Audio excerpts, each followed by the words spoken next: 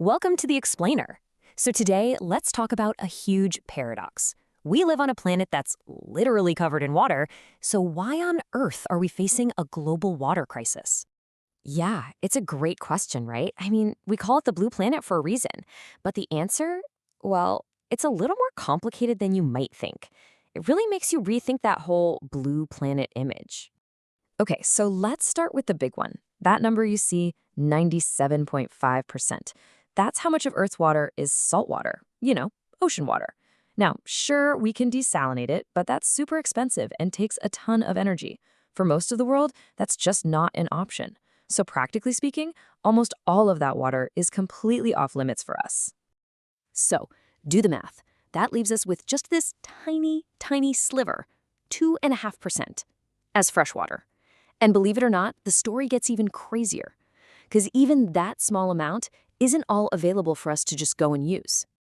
Let's break that 2.5% down, shall we? You look at this chart, and it's kind of mind-blowing. The vast majority of it, nearly 70%, is locked up. It's frozen in glaciers and ice chaps. Then, another 30% is groundwater, buried deep in the earth, hard to get to. So what's left? What's actually in our rivers and lakes? The stuff we can easily use? It's just a little over 1% of that already tiny number. That's basically nothing. That's what we all have to work with. So, with that ridiculously small amount of water actually available, you have to ask, where is it all going? Who's using it? And here's the answer, and it might surprise you. A whopping 70% of all the fresh water we use goes to agriculture, farming, growing our food.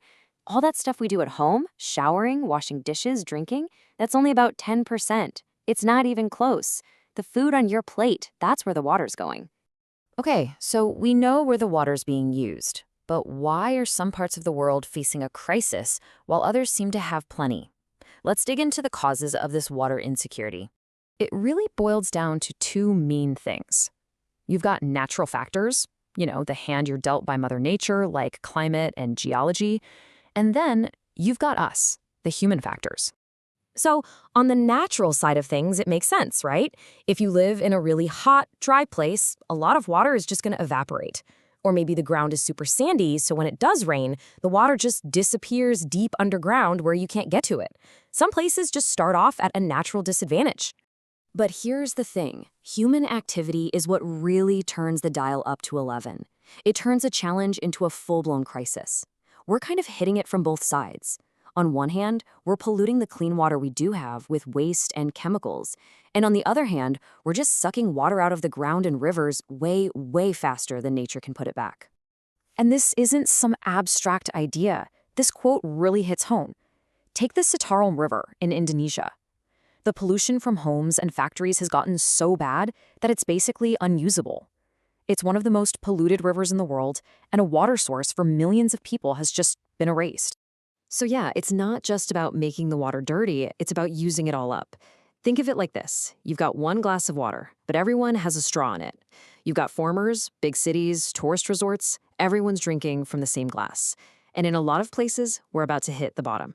So what happens next? What happens when that well actually runs dry? This is where it gets really serious. Because the consequences, they're about so much more than just being thirsty. It's like a ripple effect. A water shortage doesn't just stay a water shortage. It spreads out and touches everything. We're talking about our food, our health, kids' education. It can even lead to conflict between countries. Okay, first up, food. This one's pretty straightforward.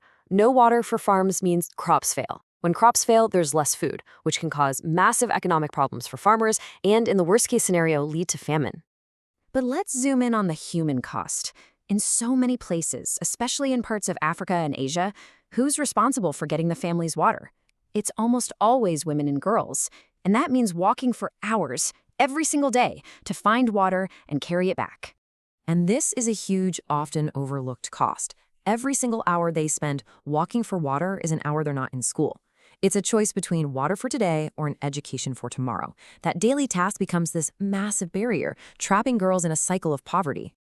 Then, of course, there are the health impacts, which are just awful. When the clean water is gone, people get desperate. They'll use any water they can find, even if it's contaminated.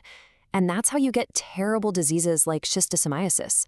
It's from a parasite in dirty water that can cause serious long-term damage to your body. And finally, it can get even bigger. We're talking about geopolitics. When water becomes scarce enough, it becomes a strategic resource, just like oil. Countries start fighting over who controls the rivers and dams. That competition can easily boil over into real tension, and sometimes even outright conflict. So that leaves us with a pretty big question to think about. As our planet gets more crowded and the climate keeps changing, what is a single drop of water really worth? How we answer that, how we decide to manage and share it, is pretty much going to define what the future looks like for all of us.